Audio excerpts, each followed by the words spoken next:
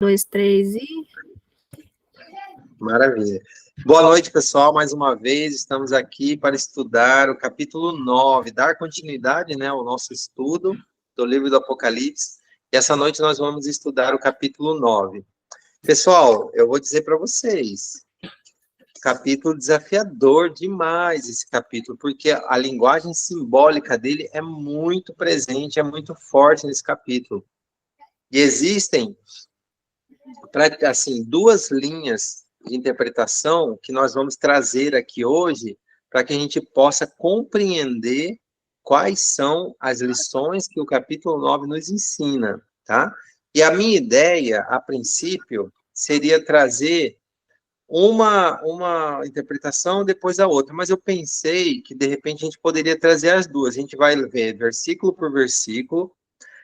A maioria dos versículos aqui a gente vai comentar um ou outro, que vai ser uma explicação mais simples, então talvez a gente nem comente, mas a maioria deles a gente vai estar comentando. A Desirê, você pode fazer a leitura, Desirê, para a gente? Do capítulo, ela vai fazer a leitura do capítulo, e a gente vai comentando. O que eu gostaria muito que vocês fizessem, à medida que eu fosse falando da interpretação, vocês, caso tenham dúvidas, já, Mateus, né, peça esclarecimento, por quê? De repente, eu vou deixar para o final, esquece a pergunta, ou então, né, porque vai ser muita informação que a gente vai passar aqui, muita informação histórica, algumas datas, né, então, inclusive teve algumas datas que ficou assim um pouco solta, que eu não vou trazer aqui nesse momento para não confundir a gente, mas as datas seguras que tem eventos históricos marcados, né, como cumprimento da profecia, eu vou trazer. Algumas que têm algumas interpretações que, pode ser isso, pode ser aquilo, aí eu não vou trazer mais elementos que possam confundir, tá bom? Mas, de uma forma geral, a gente vai ver versículo por versículo, e eu quero que vocês entendam assim, bem claramente essas questões, que nas dúvidas nos falam. Então, vamos lá. Para a gente poder entrar no capítulo 9, vamos recapitular bem rapidamente o capítulo 8, que são as trombetas, são as 4 primeiras trombetas, tá? Que falam sobre o juízo de Deus, no caso, elas anunciam o juízo de Deus contra o povo, contra as nações que perseguiram o povo de Deus. Lembra que nos primeiros capítulos, a partir do capítulo 2, são as informações a respeito de como a evolução do cristianismo, como a evolução do povo de Deus se deu, através de perseguições, através de apostasia, através de você misturar o paganismo com o cristianismo. Então, foi a perspectiva cristã, a perspectiva do povo de Deus. Agora, as trombetas, ela mostra a perspectiva do povo que é dirigido por Satanás. Por isso é que os elementos das trombetas, elas trazem a terça parte, a terça parte, a terça parte do mar, a terça parte dos rios, a terça parte dos homens, a terça parte da terra. O que é a terça parte? O que a gente lembra da terça parte? Não foi o número de anjos influenciados por Satanás? Ele com a sua cauda não arrastou a terça parte dos anjos? Então, é a representação das nações influenciadas por Satanás. Então, a gente viu lá no começo do capítulo 8, que primeiro, os juízos que caíram sobre o povo judeu, né, o ano 70 depois de Cristo. Depois, sobre Roma, né, depois Roma papal, aí Roma imperial, Roma papal, depois o protestantismo apostatado. Então, tudo isso, né, que assim como Daniel, que é o livro paralelo ao Apocalipse, o Apocalipse ele vai trazendo a mesma perspectiva, mas de forma ampliada. Então, ele traz, até o capítulo 9 aqui, ele vai trazer a perspectiva histórica dos mesmos eventos, não, aliás, dos mesmos eventos, mas sob perspectivas diferentes, tá bom? Eu não sei se ficou confuso essa fala ou não. Então, do capítulo 2 até o capítulo 9, ela vai repetir os mesmos eventos históricos sob perspectivas diferentes, tá bom? Então, a gente viu no começo que ela vem até praticamente a divisão do Império Romano, né? Que foi dividido o Império Oriental e Ocidental.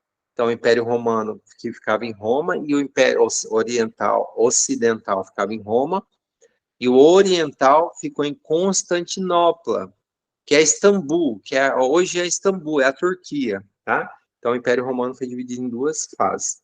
Então, aqui a gente vai começar com o capítulo 9, versículo 1. Pode avançar. Pode começar.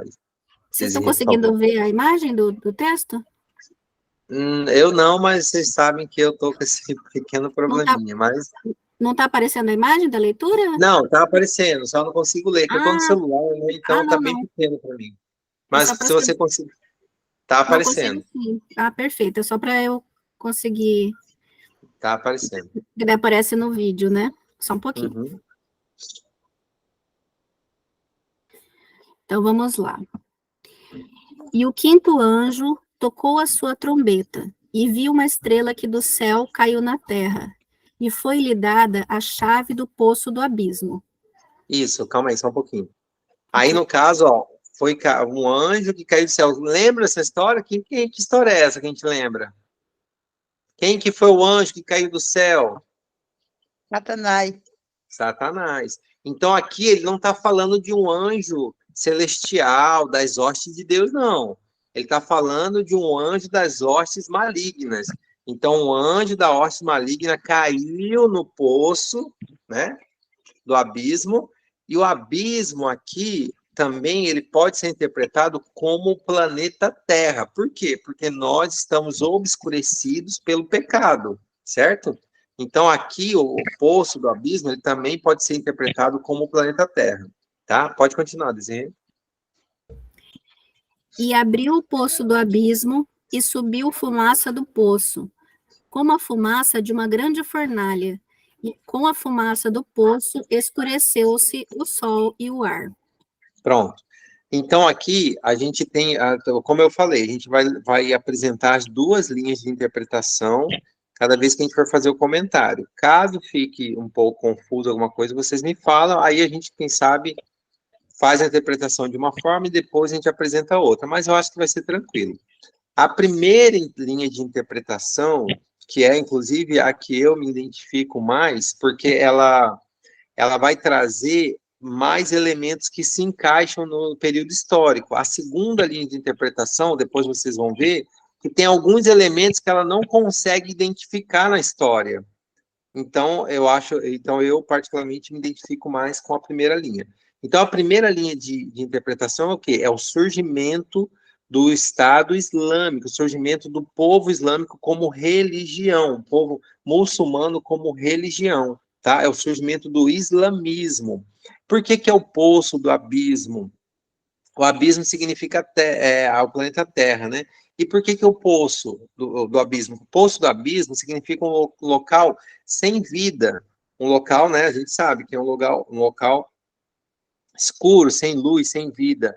O que significa? Simboliza os desertos daquela região, que são regiões áridas, regiões com pouquíssimas vidas. Ali existem alguns vegetação, muito pouca que cresce, muito poucos animais. Então, a gente também faz essa comparação com o Poço do Abismo nesse sentido. Por isso que é o surgimento do islamismo, tá? Esse versículo 1. Então, quando ele fala que ele abriu o Poço do Abismo e subiu fumaça e fogo da grande fornalha, e a fumaça, ela tampou o sol e o ar. O que é o sol? O sol é a luz da palavra de Deus. E o que é o ar? O ar é a vida, que também vem de Deus. Então, o islamismo, quando ele foi apresentado a Maomé em 622, o que Maomé falou? Eu recebi a visita do anjo Gabriel e ele me revelou que eu deveria ser o principal profeta de Deus. E aí ele revelou também que Abraão foi um profeta, Noé foi um profeta e Jesus foi um profeta.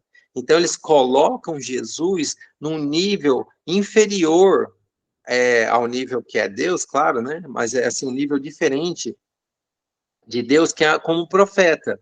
Então, Abraão, Noé, Jesus foram profetas, Maomé é profeta, só que Maomé é o principal profeta de Deus. Tanto é que na oração, eles têm que fazer, os muçulmanos, os islâmicos, eles têm que fazer 5 orações por dia com o rosto virado para Meca. Não sei se vocês sabem disso. É uma obrigatoriedade para quem segue a religião islâmica. Então, eles vão lá, acham no mapa qual que é a localização de Meca, que fica lá na Arábia, né? Lá na Península Arábica. E lá, e virado para Meca, eles fazem uma oração, e toda oração tem que conter Deus, Alá é o único Deus, até aí beleza, que Alá, na realidade, é o nome de Deus, então é o nome que eles, é a nomenclatura que eles usam para chamar a Deus. Então, tranquilo, quanto a isso não tem problema. Alá é o único Deus, beleza. E aí eles têm que repetir, Alá é o único Deus e Maomé é seu maior profeta. Eles, em todas as orações islâmicas, eles têm que fazer as orações dele e no final, ou no meio, no começo, não sei, falar Deus é o único, Alá é o único Deus, e Maomé é é o maior profeta. Então, isso, assim, é uma blasfêmia sem tamanho, né?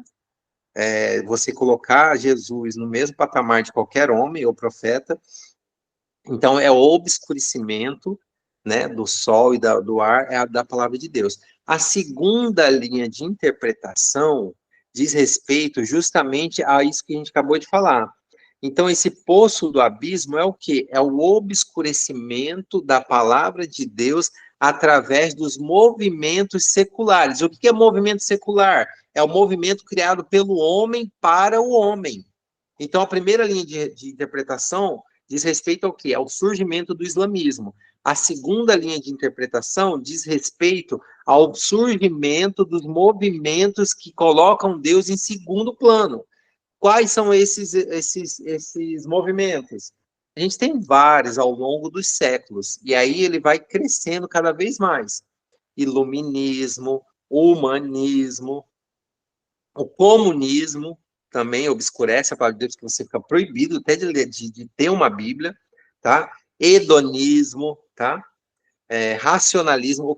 Aí eu fui procurar, o que significa o ismo? Eu achei que era central, né? Humanismo, o homem é o centro. Eu achei que era central, mas não. Ismo é um sufixo que fica na parte final da palavra, que significa doutrina. Então, o humanismo, doutrina do homem. Iluminismo, doutrina da iluminação, tá? Hedonismo é a corrente filosófica que compreende o prazer acima de tudo. Hedonismo é o prazer, é a doutrina do prazer, tá? Racionalismo é a doutrina da razão. Então, todos esses movimentos serviram para quê? Para colocar Deus em segundo plano. Então, aqui fala, na primeira linha de interpretação, o surgimento do islamismo, na segunda linha de interpretação, o surgimento de movimentos seculares, movimentos criados pelos homens para deixar Deus em segundo plano. Alguma dúvida, pessoal? Então, do capítulo 1 ao 2, ou do versículo 1 ao 2, diz respeito a isso. Vamos lá? Versículo 3. Tá. E da fumaça vieram gafanhotos sobre a terra, e foi-lhes dado poder, como o poder que tem os escorpiões da terra. Maravilha. O que acontece? Gafanhotos, como a maioria das pessoas conseguem associar, gafanhotos, elas normalmente, quando você vê um gafanhoto, você não vê nada, assim, não liga, mas o que eles chamam a atenção? Quando eles estão em bando, né? Quando tem aquela grande quantidade de gafanhotos, e o que eles fazem? Eles devoram, né? Eles devoram a natureza de uma forma geral. Então, quando ele fala que desse movimento de criação dos muçulmanos, ou desse movimento de criação de movimentos que colocam o homem em primeiro lugar, surgiram um desdobramento, tá? Que representado aqui pelos gafanhotos, né? Que aqui eles falam, ó, os gafanhotos que foi lhe dado o poder como que tem os escorpiões. Para quê? Para ferir. Então, o gafanhoto, deixa eu ver aqui nas minhas anotações, os gafanhotos, eles comem e destroem, tá? As plantações, que aqui são representadas, que são representadas pelas doutrinas bíblicas, tá? Então, os gafanhotos, eles comem e destroem plantações que aqui são representadas pelas doutrinas bíblicas, pelos princípios bíblicos. pela ordem bíblica dada por Deus, a gente tem um comportamento ideal dentro da sociedade, dentro da nossa família. Então, tudo isso é modificado com a criação dessas duas linhas. Ah, Mateus, qual que é a linha certa? Não importa, tanto uma quanto a outra tem o mesmo efeito, combater a palavra de Deus, entendeu? Então, por isso que eu estou trazendo essas duas linhas de interpretação, qualquer uma que você entender ser a que você compreende, ela não vai, uma linha não vai excluir a outra, não vai ser como se você, ou eu escolho preto ou branco, não. É como se você escolhesse o amarelo. O amarelo, ele é um pouquinho, ele não é branco, mas também não é escuro, entendeu? Então, qualquer uma dessas linhas de interpretações, elas podem estar certas, por quê? Porque o que a mensagem do capítulo 9 quer dizer é o quê? Vai existir um movimento criado por homens que vai obscurecer, que vai colocar em segundo plano a palavra de Deus. É isso que o capítulo 9 quer dizer. E aí a gente, dentro dos fatos históricos, a gente consegue encaixar e enxergar o que cada uma dessas simbologias quer dizer. Então, aqui no caso, os gafanhotos, eles destroem, né?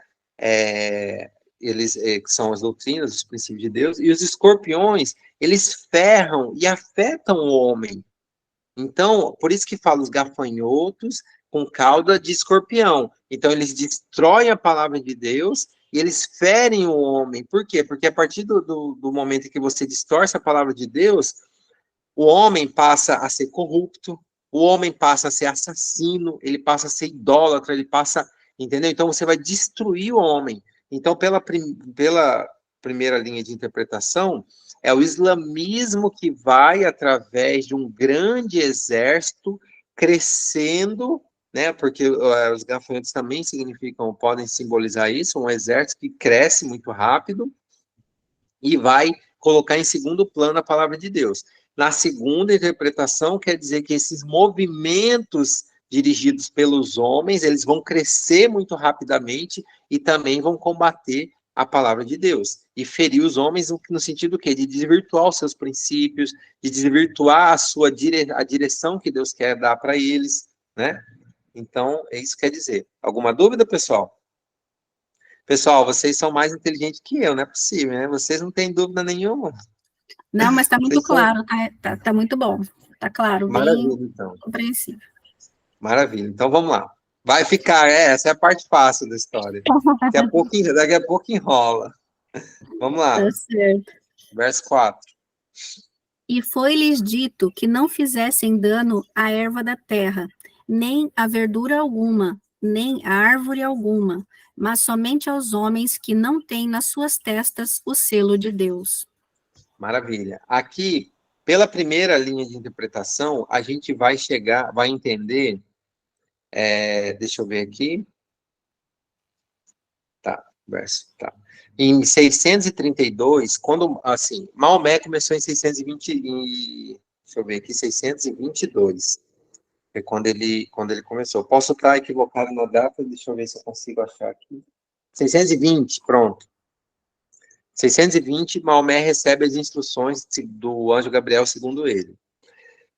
Ele começa uma luta muito sangrenta contra todo mundo que não é islâmico, que não se submete à religião islâmica. Mata criança, isso é história, tá, pessoal? Isso não é Bíblia, não, isso é história. Mata criança, mata velho, mata todo mundo. Vai matando. Chega em 632, ele morre, e chega um sultão islâmico, da religião islâmica, Abu Bakr.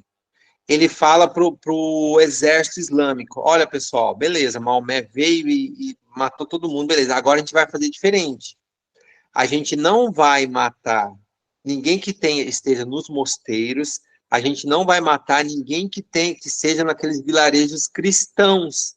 Isso é história, tá, pessoal? Isso não é fábula, não é conto, não. Existiu isso mesmo. Um decreto do sultão Abu Bakr, que ele falou para que os exércitos islâmicos não entrassem nos mosteiros, não entrassem nas igrejas, não entrassem nas vilas cristãs, somente naquelas que eram pagãs, somente naquelas que não se sujeitavam a nenhum deus. Ali você ou matava ou subjugava, fazia com que eles pagassem impostos. Isso é história, tá? Isso aconteceu em 632, tá bom? Depois da morte de Maomé. Então, esse sultão, ele fez isso, e esse ato, ele encaixa muito bem com isso aqui. Lembra aqui que significa a árvore, a erva, tudo isso simboliza a palavra de Deus, as pessoas que seguem a Cristo, né? A árvore da vida, o pão da vida, a água que nunca cessa, não é isso que a gente aprendeu? Que Cristo representa tudo isso? E pela segunda linha de interpretação, isso simboliza que, mesmo com o avanço desses movimentos seculares, a palavra de Deus não ia ser totalmente exterminada. E isso realmente aconteceu, até porque se a palavra de Deus tivesse sido colocada, assim, subjugada totalmente, colocada como ferida de morte ou como morta por esses movimentos, a gente não teria a Bíblia hoje, né? Então, durante todo o período histórico, o que a gente vê é que mesmo a palavra de Deus sendo combatida pelos islâmicos e pelos movimentos seculares, que muitas vezes aconteceu ao mesmo tempo, a palavra de Deus continuou viva no coração, na mente, nos lares de alguns cristãos fiéis. E isso serviu para que, quando aquele perseguição esfriasse, eles pudessem apresentar a palavra de Deus para as outras pessoas e o cristianismo crescesse ao ponto do que é hoje, né? Então, esse é o versículo 5, né? Não, é o 4. Isso, Vamos lá, 4. versículo 5 agora. E foi-lhes permitido não que os matassem, mas que por 5 meses os atormentassem. E o seu tormento era semelhante ao tormento do escorpião, quando fere o homem. Sim, aqui foi o... Quando fere... Ah, tá, aqui na minha versão tá um pouco diferente. Pode ler o 6 também, que ele vai... Quer ler como é que tá aí? Não, pode ler, tá certo, Tá. tá. E O naqueles 6, dias... o 6, isso. Os 6, E Uhum. naqueles dias os homens buscarão a morte e não a acharão, e desejarão morrer, e a morte fugirá deles. Pronto. Aqui o versículo 5, esse período de 5 meses, lembra que a gente estudou que um dia equivale a 1 ano em profecia? Lembra que a gente estudou isso, que lá no Antigo Testamento ensina, né, que um dia é igual a 1 ano. O que acontece? Esse período é um período de 150 anos, tá? Que aconteceu da constituição do islamismo como império. O que aconteceu? Foram mandadas várias cartas para as tribos islâmicas para que elas se unissem embaixo de um único governo. Então, a partir desse período, começou a religião islâmica, o período islâmico, ele começou a se fortalecer como nação. E ele passou a dominar com mão de ferro aquelas regiões do entorno da Arábia Saudita, ali, da Síria, daquela região, né? Onde está Iraque, a Síria, ali a Arábia Saudita, né? Eu estou dizendo no mapa de hoje, tá? Antigamente chamava outros países, mas no mapa de hoje é aquela região. Então ele começou a tomar de uma forma tão enorme.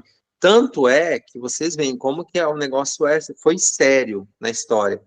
O islamismo, ela é praticamente a segunda, na realidade ela quase rivaliza com o cristianismo por causa da Índia, que tem muitos, né, são 2 bilhões de habitantes, parece a Índia. Então, ela é a primeira ou é a segunda, não me recordo agora se é o cristianismo é o primeiro ou é a segunda. Eu sei que quem rivaliza com o número de adeptos ao cristianismo é o islamismo. É a maior religião tirando o cristianismo. Agora eu não me recordo exatamente se o cristianismo está na frente ou o islamismo está na frente. Mas eu sei que, né, depois a Desirê, a nossa produtora aí, ela pode fazer uma pesquisa. E depois, não se preocupa não, depois a gente Não, vê mas isso. eu acho que é islamismo, sim. É o islamismo, é Islamismo, né? maior. É a maior, né? É por causa da Índia ali, né? Aqueles países, né? China também, eu acho que pega um pouco A ali. África também. É verdade, a África, aqueles países africanos. Então você vê como que foi séria a expansão islâmica no mundo. né? Como que foi séria a expansão islâmica no mundo. E aí a gente vê eventos até muito menores que esses são relatados na Bíblia. Imagina um evento como esse, que mudou o curso da história. Então, com certeza, a Bíblia ia trazer esse movimento. Por isso que eu, particularmente, me afilio muito a essa linha de pensamento de interpretação. Pela segunda, então, pela primeira linha de pensamento, é o período de 150 anos, a partir do movimento islâmico, da criação do Estado Islâmico como nação, tá? Onde eles subjugam ali os vizinhos, os países vizinhos dele, e por 150 anos é uma coisa muito forte que eles subjugam, tá? Aí o que acontece? Pela segunda linha de interpretação, eles não encontram um fato histórico que se adeque. Qual que é a segunda linha de interpretação? É aquela de que os movimentos seculares, o movimento dos homens, é que está colocando a palavra de Deus em segundo plano. Tá? Então, esse é a segunda linha de interpretação que a gente está trazendo. A primeira é a criação do Estado Islâmico, né, do islamismo. A segunda é a criação de movimentos que vão colocar a palavra de Deus em segundo plano, iluminismo, racionalismo, humanismo e tal. Então, para essa segunda linha de raciocínio, de interpretação, eles não encontraram um fato histórico, tá? Ah, então quer dizer, não, então quer dizer que não tem nada a ver. Não, isso não quer dizer simplesmente que Deus não revelou, né, para claramente, para essa linha de interpretação, um fato histórico que entrasse nesse sentido, né? Então, vamos seguir. A gente está no 6 agora. 7, né? 7.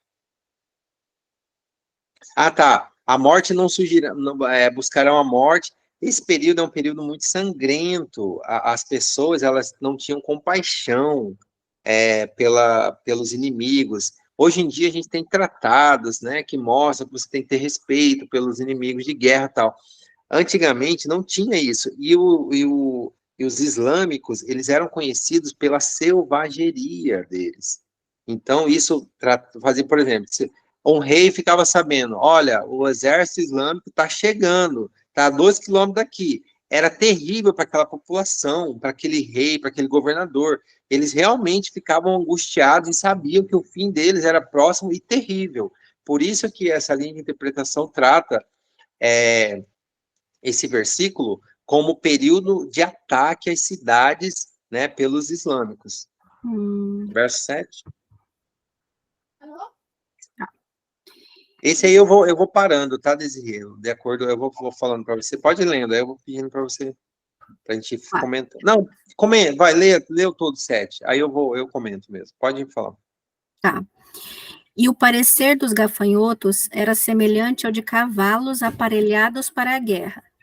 E sobre as suas cabeças havia umas como coroas semelhantes ao ouro, e os seus rostos eram como rostos de homens.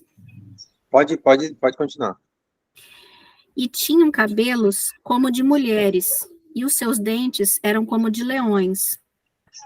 E tinham couraças como couraças de ferro, e o ruído das suas asas era como o ruído de carros, quando muitos cavalos correm ao combate. Maravilha. Olha que coisa louca isso, né? Que descrição assustadora, né? Já pensou? Você vê, os gafanhotos eram semelhantes a cavalos preparados para a guerra. O que isso faz? O cavalo, ele é associado à guerra, à batalha, ao militarismo, tá? Então, aqui é a expansão militar do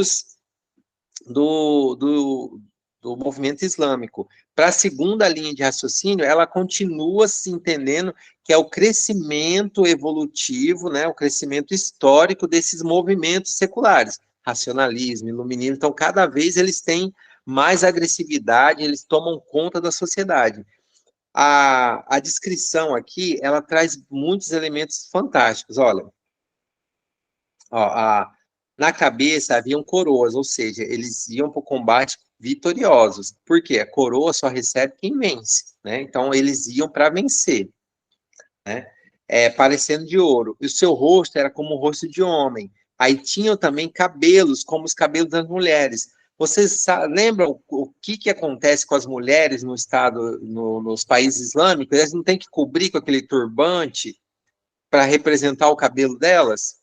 Então, e esse tipo de descrição lembra muito aqueles turbantes que as mulheres usam, né? Que simboliza também o movimento islâmico, tá? Os seus dentes como dente de leão. Quem representa leão? Babilônia. Lembra lá na estátua? Nos animais descritos? O leão era representado pela Babilônia, a idolatria, né? Você fazer interpretações equivocadas da Bíblia pela segunda linha de interpretação é o que? É você juntar o paganismo com as doutrinas, que é o protestantismo apostatado, que é Roma papal também corrompida ao longo dos anos, tá? A gente sabe, pessoal, isso aí, assim, todo respeito aos irmãos católicos, a gente respeita, isso a gente não fala dos irmãos, mas a gente fala do que, assim, a Roma papal, ela se corrompeu, isso é história, tá bom, pessoal? Isso é história, não é uma questão de igreja falando mal de outra igreja, não. Isso a gente está falando de elementos históricos, tá? A perseguição, inquisição, corrupção, venda de salvação, venda de pecado, é você fazer até missa para cavalo, aqui no Brasil tem essa história, né? Então, assim, a corrupção da palavra de Deus pelos homens, tá? Então, leão significa a questão de idolatria. Aqui, deixa eu ver aqui, dente de leão. Alguém quer falar? Dente de leão. Tinham couraças como couraça de ferro. Lembra quem que representava o ferro na estátua de Nabucodonosor? Roma. Então aqui é a brutalidade do povo islâmico, do exército islâmico, frente ao, não, frente ao crescimento do exército islâmico, né? Então olha os elementos: paganismo, a idolatria de Babilônia, a perversidade, assim, a agressividade de Roma. Você vê que ele está juntando todos esses elementos nesses gafanhotos. O que gafanhoto também simboliza? Velocidade. Por quê? Porque o enxame de gafanhoto, ele devora muito rápido. E o crescimento do movimento islâmico foi muito rápido e muito agressivo, e trazendo essas doutrinas, né, que assim, falar que Jesus não é Deus, pronto, só aí já está errado. Só aí você já tem que desconsiderar, né?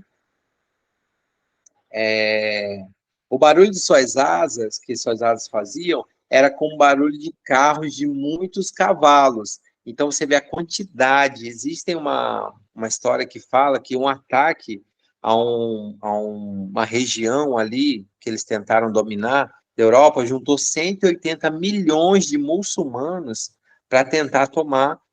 Agora, eu não lembro se foi uma batalha que teve na Espanha, que eles tentaram entrar pela Europa, pela Espanha, e aí os povos ali europeus se uniram e conseguiram rechaçar, conseguiram impedir. Porque se o islamismo tomasse a Europa, sabe o que ia acontecer com a gente? A gente ia ser islamista e islâmico agora. Por quê? Quem que descobriu o Brasil? Portugal.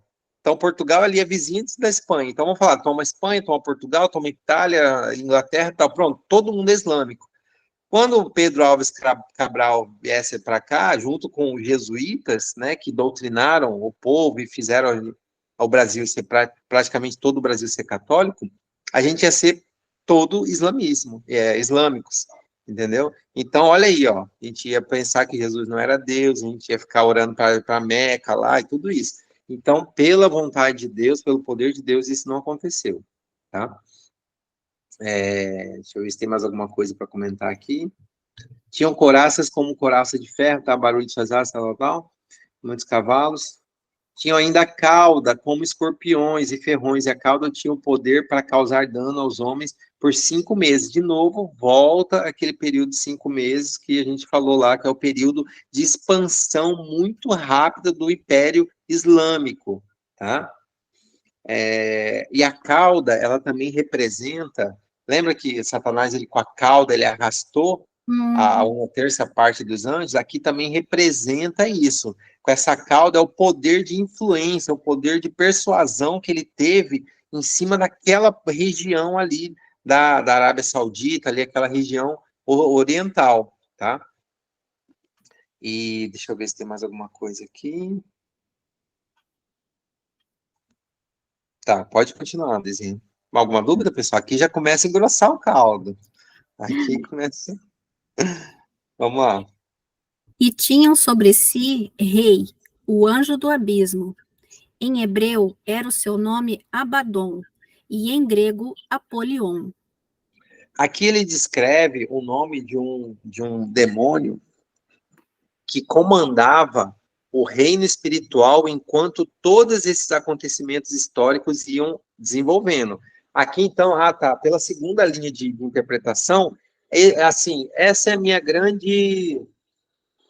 Eu trouxe essas duas interpretações, por quê? Porque são as linhas mais sérias, né? Outras de interpretação falam um monte de coisas que nada a ver. Então, essas duas linhas de interpretação são as mais sérias, são as que a maioria dos estudiosos bíblicos entendem como sendo as corretas, tá? Mas aqui ela acaba sendo uma repetição. O que é essa segunda linha de interpretação? São os movimentos seculares que vão contra a palavra de Deus, e é a evolução desses movimentos. Por quê? Porque o iluminismo, o racionalismo, o humanismo, ele não aconteceu tudo junto. Primeiro começou o racionalismo, depois veio o iluminismo, depois veio o humanismo, depois veio o comunismo, entendeu? Então é a evolução desses movimentos. Primeiro ganhou ali, vamos supor, 100 pessoas, depois passou a 500, depois passou a 1.000, entendeu? Depois mais gente, mais cientistas. Então, pela segunda linha de interpretação, é a mesma questão de você colocar os movimentos seculares acima das doutrinas cristãs, mas de forma evolutiva, de forma, né, aos movimentos históricos estarem evoluindo, tá? Aí então esse Apolion ou Abaddon é o nome dado à entidade demoníaca que comandava esses movimentos, tanto, né, pela primeira interpretação os islâmicos, como a segunda interpretação os movimentos seculares, né, ao longo da história, tá? Verso 12. Tá? O passado já é um ai. Eis que depois disso vem 2 ais. Pode continuar. E tocou o sexto anjo a sua Isso, trombeta. agora é a sexta trombeta. Calma aí, só um pouquinho, desenho. Então, Tá. pessoal, vocês entenderam? A quinta trombeta, ela faz referência ao nascimento, ao crescimento e evolução do islamismo, ou ao nascimento, crescimento e evolução dos movimentos seculares. Certo? Maravilha, então, vamos lá. Sexta agora. E tocou o sexto anjo a sua trombeta, e ouviu uma voz que vinha das 4 pontas do altar de ouro que estava diante de Deus, a qual dizia ao sexto anjo que tinha a trombeta: solta os 4 anjos que estão presos juntos ao grande rio Eufrates. Pode continuar. E foram soltos os 4 anjos, que estavam preparados para a hora, e dia, e mês, e ano, a fim de matarem a terça parte dos homens. Pronto. Aqui, esse primeiro, começa aqui com o altar de Deus. É a referência lá do capítulo 7, que faz aquela menção à voz dos santos que estão clamando, né? Então, faz referência novamente ao altar de Deus, onde está subindo as súplicas e onde agora está tendo as respostas de Deus, tá? Aqui, a questão do dia, hora, dia, mês, ano, o que quer dizer? Uma hora equivale, se a gente for falar, um dia equivale a um ano. Então, uma hora equivale a 15 dias, tá? Um dia equivale a um ano, 30 dias equivale a 30 anos, e um ano equivale a 365 dias, 365 anos. Vamos lá, recapitulando. Uma hora, segundo né, o princípio dia-ano, uma hora vai equivaler a 15 dias, tá? Um dia vai equivaler a um ano, 30 dias vai equivaler a 30 anos, e um ano vai equivaler a 365 anos, tá? Se a gente for somar tudo isso, deixa eu achar a minha cola aqui, que eu somei, daria 390 anos e 15 dias. Que período é esse, pessoal? É o período onde vai acontecer a queda do Império Bizantino. Então, o que acontece? A sexta trombeta, ela faz referência entre a guerra que teve do Império Otomano. Quem é o Império Otomano? São os islâmicos turcos, tá? Então, o movimento islâmico foi crescendo, foi crescendo, foi crescendo e tomou a Turquia. Onde ficava a Roma Oriental? Em Constantinopla. Constantinopla é onde? É na Turquia. É a atual Istambul, capital da Turquia. Então, o que aconteceu? Aqui ele está descrevendo um período que vai da queda do Império Bizantino, que era a Roma Oriental, que eram os cristãos, tá? Então, vamos falar, vamos entender bem. O Império Bizantino era representado por Roma Oriental e representava os cristãos, tá? Lembra que Roma tinha um Papa, tudo isso, lembra? Quando Roma Ocidental cai, lá em 600 e pouco, eu não me recordo agora a data certinho, mas quando ela cai, só fica Roma Oriental, lá em Constantinopla. E aí fica toda aquela estrutura que criou o clero, né, os papas, os bispos, tudo ficava regida por Roma Oriental agora. Só tinha Roma Oriental, Roma Ocidental caiu pelos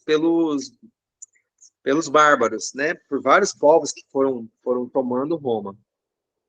Aqui é um período que vai de 1953 a 1844, que dá 390 anos e 15 dias. O que aconteceu em 1944? O grande desapontamento, tá? Que a gente vai entrar depois. Mais para frente, o Apocalipse fala de novo nesse período, tá? Então, aqui é a queda do Império Bizantino, representado por Roma Oriental, que representava o cristianismo. Ou seja, foi os discípulos de Apolion vencendo, né, os princípios cristãos, né? Então, quando ele cai, então esse anjo, quando ele fala assim, ó, vamos ler de novo aqui, ó. Foram então soltos os 4 anjos que se estavam preparados para a hora, o dia, o mês e o ano, para que matassem a terça parte dos homens. Ou seja, são os anjos que estavam incumbidos de influenciar a raça humana, os seres humanos, para que houvessem todas essas guerras, essas confusões, entendeu? Então era guerra militar entre bizantino e otomano, e a guerra espiritual entre os anjos de Deus e os anjos do demônio, entendeu? Então, esses anjos que estavam no altar, eles estavam preparados para essa guerra militar que estava acontecendo, tá? Então, cada um de um lado. Vocês estão conseguindo entender o paralelo espiritual e o paralelo material que está havendo aqui? Então, as guerras entre os homens está influenciando o mundo espiritual, tá? Ficou claro, pessoal, que é esse período de 1453, que foi a queda do Império Bizantino, tá? Até 1844, que foi o grande desapontamento.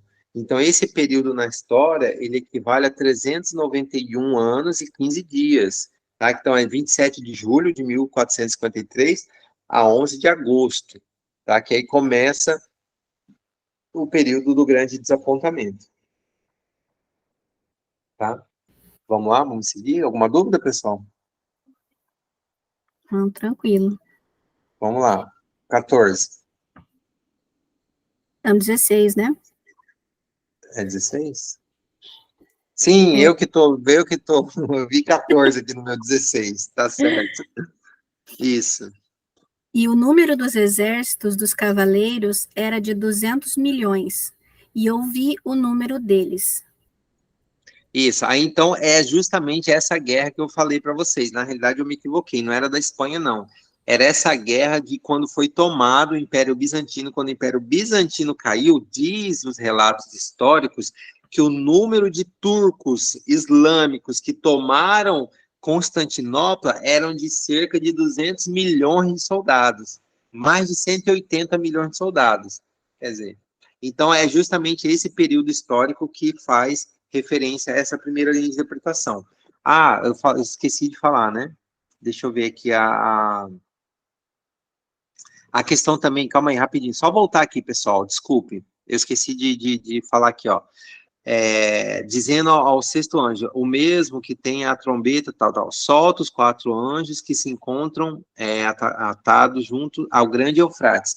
Esse Eufrates, ele tem uma função simbólica muito grande na Bíblia. Por quê?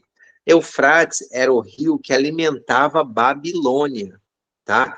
Eufrates era o rio que alimentava a Babilônia. Lembra quando os persas tomaram a Babilônia? Não foi assim? Eles secaram o Eufrates, lembra? O Eufrates ficou bem rasinho, e eles foram por baixo dos muros da cidade, onde passava o rio cortava dentro da cidade. Então, o Eufrates, ele é sempre representado ao local, ao elemento, desculpe, não local, ao elemento que alimenta Babilônia. O que Babilônia representa? Toda a idolatria. Eufrates representa o movimento que alimenta a essa idolatria, tá? Então é bom a gente deixar claro essa simbologia do Eufrates. Alguns entendem que essa simbologia, essa menção ao Eufrates seja literal, tá? Que realmente secar, mas a maioria entende que é uma figura de linguagem também, como aqui tudo é figura de linguagem, eu acho que não tem. Pelo meio correto de interpretação, a gente não pode misturar coisas literais com simbologia. Então, aqui ele está falando que o Eufrates é o movimento que alimenta todo esse movimento secular ou islamismo, tá? Então vamos lá. Aí o 16, o nome tá, já falei, né, sobre 16, que foi nessa guerra, nessa tomada de Constantinopla, que eles falam que mais de 180 milhões de turcos islâmicos tomaram Constantinopla. Então é esse período da escola, da história. E aqui, pela segunda linha de interpretação, continua a mesma linha, é o movimento que só vai crescendo, os movimentos seculares que vão crescendo e vão tomando conta da sociedade. 17.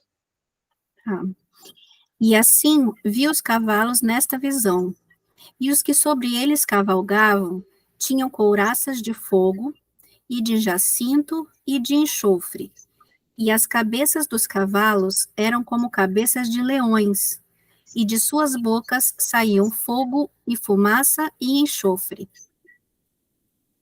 Pode Por, continuar. por estes 3 foi morta a terça parte dos homens, isto é, pelo fogo, pela fumaça e pelo enxofre que saíam de suas bocas. Pronto. Aqui sim, aqui é a menção da tentativa dos islâmicos em tomar a Europa. O que acontece nessa guerra contra a Espanha? Eu me confundi, eu peço desculpa, eu me confundi as batalhas, tá?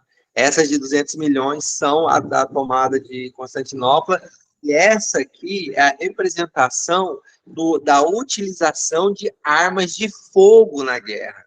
Foi a maior... Foi, na realidade, assim, quando começou as guerras contra os árabes, contra os turcos, eles não tinham armas de fogo. No momento em que foi evoluindo essas guerras, eles começaram a utilizar armas de fogo. Então, você vê, e tem muito sentido isso, porque você vê, ó, eles falam assim, os cavaleiros tinham a couraça de fogo, de jacinto e enxofre, e a cabeça dos cavalos era como cabeça de leão, tá? E da sua boca saía fogo, fumaça e enxofre. O que acontece? Quando você dispara uma arma de fogo, quando na antiguidade era muito barulho, muita fumaça e muito fedor. Por quê? Porque era o começo, não era igual hoje. Hoje em dia a pólvora, você desarma, dispara uma arma, nem fumaça solta, né? Você só fica lá com os coisas na mão. Assim, a pólvora, né, que espalha na mão. Mas não tem fumaça. Mas antigamente não, as armas eram muito... Aí eles falam que não sei se eu anotei aqui, porque eu acho que eu não anotei, não. que eles usavam,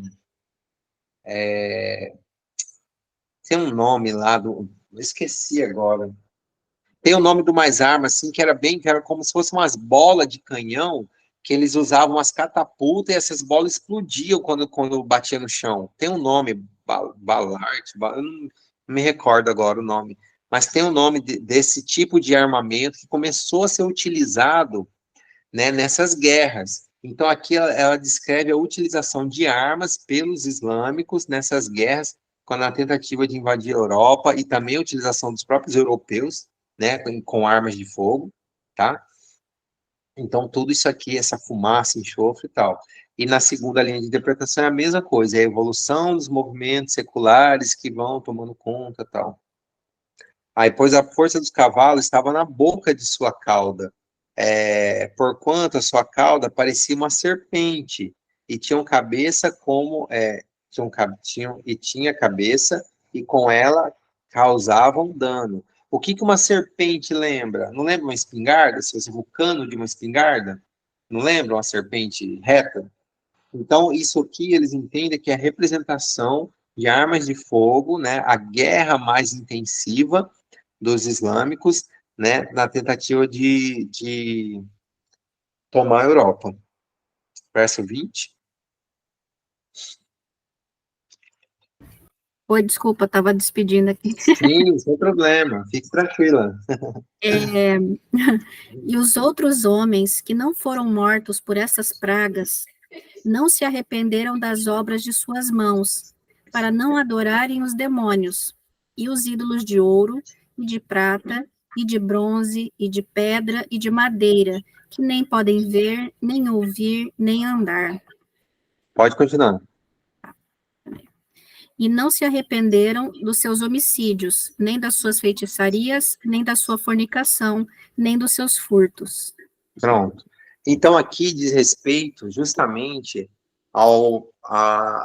que mesmo eles cometendo assassinatos, mesmo eles cometendo atrocidades, fornicação é a prática sexual. Então, a gente sabe que nessas guerras, muitas mulheres são estupradas, são violentadas, têm as suas vidas dilaceradas por homens terríveis, né? Então, aqui fala que mesmo sendo morto, mesmo vendo todas essas atrocidades, mesmo vendo toda a maldade que o homem poderia produzir através dessas guerras, desses conflitos, eles não se arrependeram.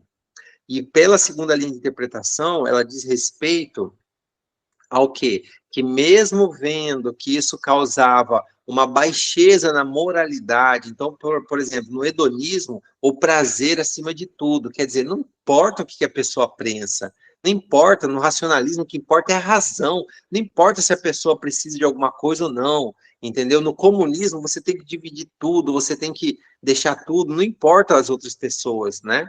Então, todos esses movimentos, eles têm um egoísmo muito forte e eles acabam fazendo com que essas pessoas não olhem para o lado, não vejam, não se sintam, não sintam empatia pelas outras pessoas, né? E é a representação desses versos. Mesmo com todas as atrocidades, com tudo de mal que tanto o islamismo está proporcionando com o crescimento dele, como esses movimentos seculares está proporcionando à sociedade, mesmo com tudo mal que isso está proporcionando, eles não se arrependeram, tá? Então, é isso que quer dizer. Agora, para a gente finalizar a sétima trombeta, porque eu quero sair da trombeta, porque essas trombetas aqui eu vou te falar, para eu conseguir criar essa linha de raciocínio que parece tão simples, vocês pensam no trabalho que deu. Tanto de leitura, tanto de vídeo, tanto de reflexão, que deu, mas glória a Deus por isso, que eu vi uma vez, eu ouvi, na realidade, uma vez, um colega meu falando, uma coisa que eu achei muito, muito inteligente da parte dele, inspirada por Deus, que a Bíblia ela é escrita dessa forma simbólica, dessas formas, para a gente, dessa forma, assim, difícil, vamos falar assim, de interpretação, sabe por quê? Para a gente poder não, para a gente ter que estudar. Porque se viesse tudo ali mastigadinho ali, tudo mamãozinho com açúcar, o que ia acontecer com a gente? A gente ia se acomodar, a gente ia ter preguiça, estava tudo pronto. Estava tudo pronto. Deus já deixou tudo pronto para a gente, era só sentar e comer. Mas não, Deus falou, vai lá, tá lá a farinha, tá a água, tá o sal, senta lá, mistura a massa, sova e vai sair um pão bem gostoso. É essa a forma didática que Deus dá para gente estudar a palavra dele. Então, por isso que esses estudos são muito importantes, por quê? Porque é o pontapé para a gente se aprofundar no estudo bíblico. A gente não pode ler a Bíblia, a gente tem que estudar a Bíblia. A gente tem que entender o contexto histórico, a gente tem que entender o que a sociedade estava passando na época, para quando João escreveu. Tudo isso é muito importante a gente entender, para que aí sim a gente consiga ter uma compreensão mais clara da vontade de Deus na nossa vida. Tá? Então, agora, Desirê, a gente vai para o versículo 15 do capítulo 11. Sim, aí ela vai por lá. Aqui, então, aqui depois a gente vai estudar na semana que vem o capítulo 10, e provavelmente a gente já pega o 10 e o 11, mas a gente já vai pular lá para o versículo 15 do capítulo 11, por quê? Porque eu quero terminar as trombetas, tá? Então a gente viu a quinta, é o surgimento do islamismo, e a sexta é a evolução do islamismo para tentar tomar a Europa, para tentar consolidar o seu poder, assim como também nos movimentos seculares para consolidar a influência na sociedade e diminuir, né, o poder da influência da palavra de Deus, pelas essas duas linhas de interpretação. Bom, agora vem a sétima trombeta, versículo 11, capítulo 11, verso 15. Pode ler. Pode ler até o 15, até o 17. Tá. E o sétimo anjo tocou a trombeta e houve no céu grandes vozes que diziam: os reinos do mundo vieram a ser do nosso Senhor e do seu Cristo, e ele reinará para todos sempre. E os 24 anciãos que estão assentados em seus tronos diante de Deus, prostraram-se sobre seus rostos e adoraram a Deus, dizendo: graças te damos, Senhor Deus Todo-Poderoso, que és e que eras e que hás de vir, que tomaste o teu grande poder e reinaste. Amém. O que isso lembra, pessoal? O que isso lembra? Lá, Lucineide, o que isso lembra? O que lembra? Dudu? Essa descrição que ela leu aqui, isso aqui faz a gente pensar em quê? A volta? A volta de Jesus? A volta de Jesus. Aí a gente vai lá para a volta de Jesus. Aí a gente vai lá para a 1 Tessalonicense, Desirê. 1 Tessalonicense 4:16. Era para eu ter mandado, né? Eita, peço desculpa. Você falou, eu falei que ia mandar. Aí, como é que ficou tão pouquinho texto, entendeu? Para mudar que eu não acabei não mandando. Não. Ficou só esse mesmo, assim, fora de Apocalipse. Sem problema, achei. 1 Tessalonicense 4:16. 4:16. Porque o mesmo Senhor descerá do céu com alarido, e com voz de arcanjo, e com a trombeta de Deus, e os que morreram em Cristo ressuscitarão primeiro. Maravilha. O que tem aí? Que elemento tem na volta de Jesus? A trombeta, né? A trombeta, ressoado o arcanjo, ressoado a trombeta de Deus e tal. Então, a sétima trombeta é a volta de Jesus. Glória a Deus, amém por isso. Amém. Então, a gente vê que o capítulo 7, 8, 9 é uma evolução, né, de tudo que aconteceu, tudo que tem acontecido, né, no passado, para a gente chegar até o momento que a gente está vivendo hoje, que é a proximidade da volta de Cristo. A gente está muito perto disso acontecer, pessoal. A gente tem que acreditar nisso. E, acima de tudo, a gente tem que viver dessa forma, como a gente acredita, tá? Então, aqui a gente finaliza o capítulo 9. Eu fico muito feliz, porque capítulozinho, assim, desafiador esse capítulo, viu? Muito desafiador, mas também muito, assim, emocionante, muito instigante ver como Deus, ele é detalhista demais, como ele traz detalhes das coisas, né? E esses detalhes, quando a gente enquadra no elemento histórico, a gente fala, caramba, como que isso é possível? Como que Deus é tão detalhista, né? Isso tudo para a gente poder estudar, compreender e praticar a palavra dele. Eu fico muito feliz dos irmãos terem podido estar presentes no estudo hoje. Eu fico muito feliz pelas pessoas que vão assistir esse vídeo, que eles possam compreender, que eles possam entender, refletir, né?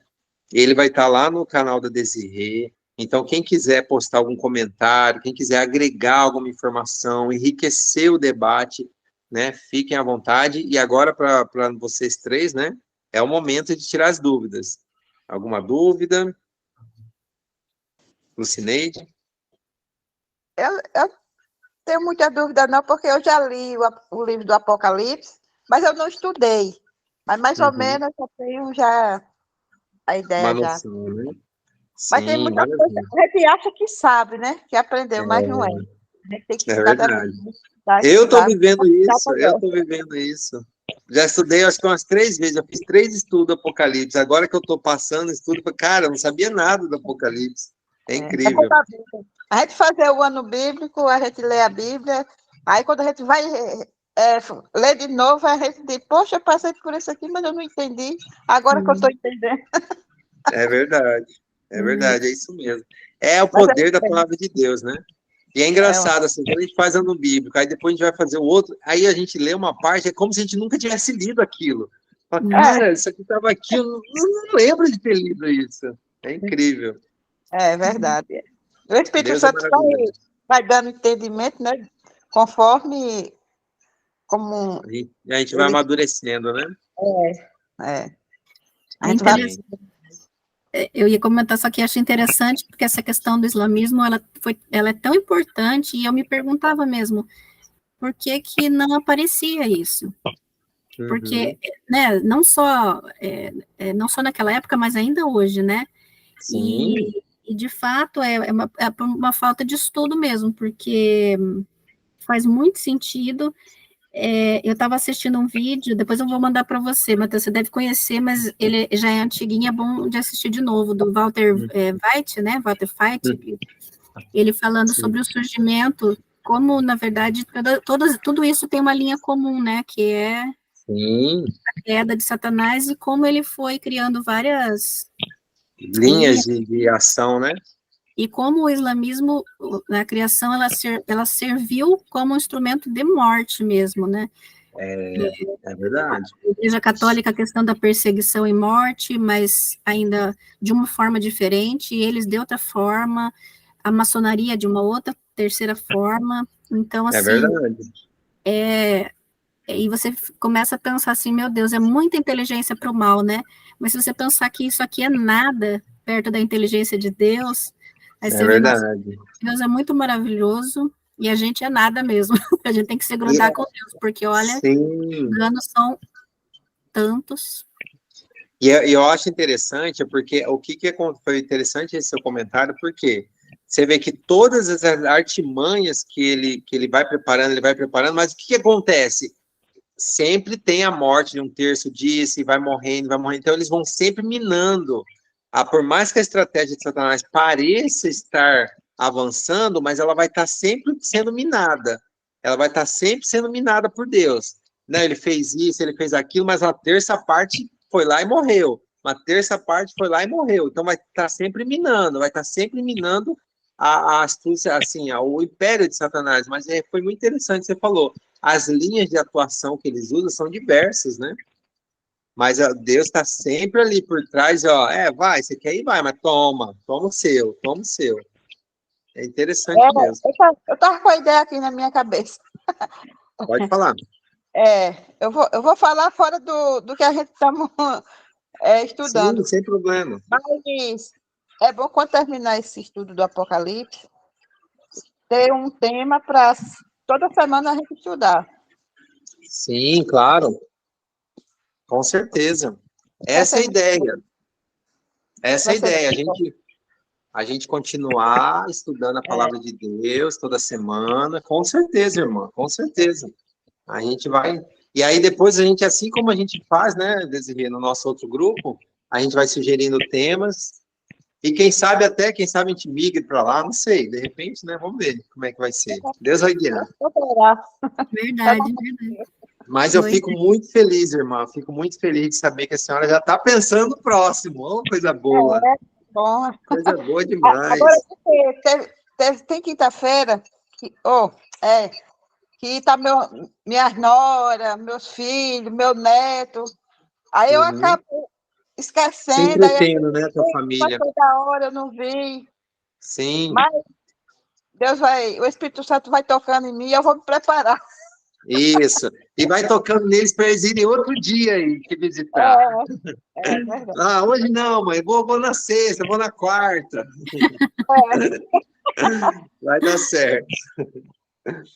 É Dudu, verdade. Desirê, mais alguma coisa, Desirê? Muito bom o seu comentário, viu? Não, para mim, tranquilo. Veja se o Dudu quer falar. Dudu? Só agradecer por estar reunidos e dar contando. Desculpa que é trava às vezes. Não, sem problema, irmão. Fique tranquilo. Desculpa, agora travou. Sem problema, Imagina, fique certo. tranquila. Fique tranquilo. Vamos orar, então. Você ora para a gente, Desirê, por favor? Ora. Pai eterno, que benção a gente poder estar aqui hoje, Senhor, aprendendo mais de Ti. Primeiro, Senhor, por favor, nos perdoe nossos pecados. É verdade. Nos auxilia, Senhor, a vivenciar a Tua palavra cada dia e que o Espírito Santo possa fazer com que os Teus ensinamentos, Senhor, entrem na nossa mente, no nosso coração e façam morada, Senhor, que nós tenhamos sempre diante de nós a Tua vontade, a Tua palavra, Deus. Abençoa cada um daqui que esteve hoje aqui, e também os que estão no grupo, não puderam vir, que o Senhor conhece os motivos, o Senhor conhece as necessidades, que o Senhor possa abençoar cada família ali representada, e Amém, Jesus. cada vez mais para Ti, essas pessoas, ó Deus. Amém, Pai. Nos dê uma boa noite de sono, abençoado, junto a Ti, Senhor, sempre, sempre, sempre com Tua presença. Amém, Em Jesus. Jesus é que nós pedimos e agradecemos. Amém. Amém, amém. Pessoal, privilégio, viu? Uma bênção vocês. Desirê, show de bola, como sempre. Semana que vem eu prometo organizar certinho. E vamos ver se a gente faz um resuminho melhor do capítulo 8. Eu vou ver se essa semana eu consigo gravar e a gente posta no grupo aí, nas suas redes sociais. Beleza. Boa noite a todos, fiquem com Deus. Até a semana que vem. Até. Valeu.